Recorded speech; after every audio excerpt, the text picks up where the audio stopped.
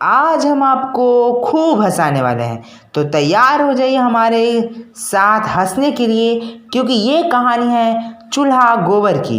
दो मित्र थे, एक का नाम था चूल्हा और दूसरे का नाम था गोबर। दोनों ही मस्त दोस्त थे, कभी झगड़ा ही नहीं करते थे। चूल्हा शरीर से भसका हुआ था, जबकि गोबर दिमाग से सटका हुआ। दोनों की जोड़ी बड़ी अतरंगी थी। एक दिन गोबर चूल्हा के साथ उसके घर गया, तो घर में घुसते के साथ गोबर के सामने एक जवान लड़की दिखी। तो गोबर बोला, नमस्ते दीदी जी। तभी उस लड़की ने गोबर को घींच घींच के थपरा दिया। गोबर को कुछ समझ नहीं आया। तब चूल्हा बोला, अरे बकलोला, ये तो मेरी मम्मी है, दीदी तो वहाँ पर है। अरे बाप रे बाप, तूने तो मुझे साक्षात भैंसी के दर्शन करा दिए रे। अच्छा ये बात बता कि तेरी मम्मी इतनी यंग कैसे लग रही है, जबकि तेरी दीदी तो बुढ़ी बुढ़ी हो गई है। ऐसा इसीलिए क्योंकि मेरी मम्मी मेरी दीदी से 20 साल छोटी है ना। गोबर ये बात सुनकर अपने माथे को खजुलाने लगता है और फिर पूछता है, ऐसा कैसे हो सकता है? देख यार, उस समय मैं पैदा नहीं हुआ था, तो इसीलिए मेरे को इसके बारे में कुछ पता नहीं है। गोबर ये बात सुनकर वहाँ से पुदपुदाकर भाग जाता है। फिर अगले दिन चूल्हा गोबर के घर आता है। जब गोबर पगलेट अपने मित्र चूल्हा को देखता है तो बहुत खुश होता है और चूल्हा को कस के गले से लगा लेता है।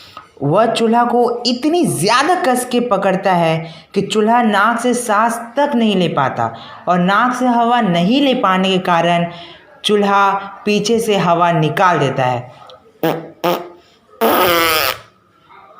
ये आवाज़ सुनकर गोबर चूल्हा को एक लात खींच कर मारता है और फिर बोलता है, चूल्हा, तू हमेशा अपना गंदा पेट लेकर मेरे ही घर क्यों आता है?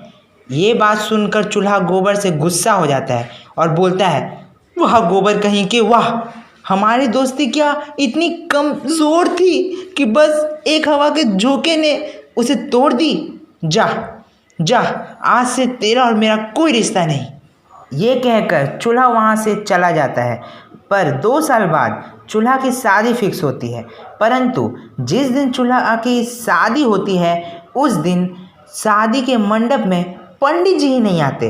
कुछ देर बाद गोबर चूल्हा को फ़ोन करता है और गोबर कहता है, पंडित जी को मैंने किडनैप कर लिया है, क्योंकि तूने उस दिन मेरे घर में आके हवा छोड़ा था ना, इसलिए।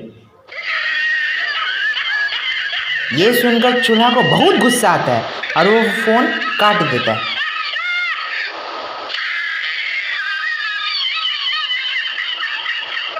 और इसी कारण उस दिन चूल्हा की शादी टूट जाती है।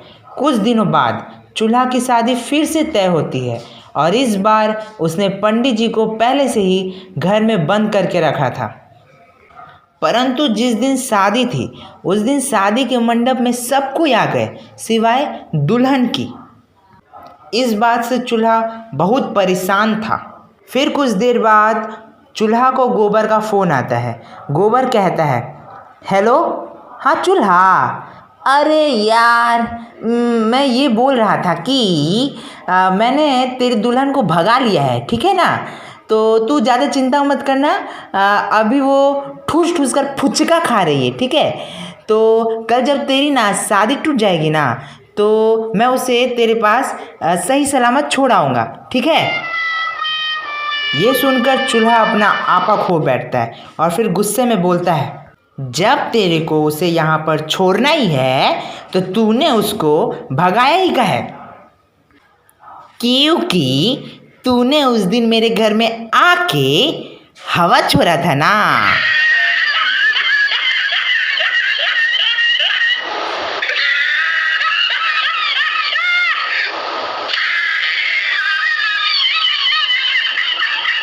ये सुनकर चूल्हा गुस्से से फ़ोन काट देता है।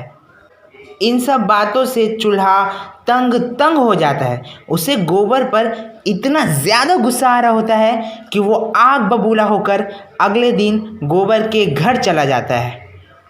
पर अगले दिन वो जैसे ही गोबर के घर पहुंचता है, पुलिस चूल्हा को पकड़ लेती है और उसको जेल में डाल देती है। इन सब से चूल्हा को कुछ भी समझ नहीं आता। चूल्हा परेशान होकर पुलिस से पूछता है, आपने मेरे को जेल में काहे डाला? पुलिस जवाब देता है, तेरी वजह से गोबर टपक गया। ये देख, उसके घर से हमें ये चिट्ठी मिली है, इसे पढ़ जरा। चिट्ठी पर लिखा हुआ था,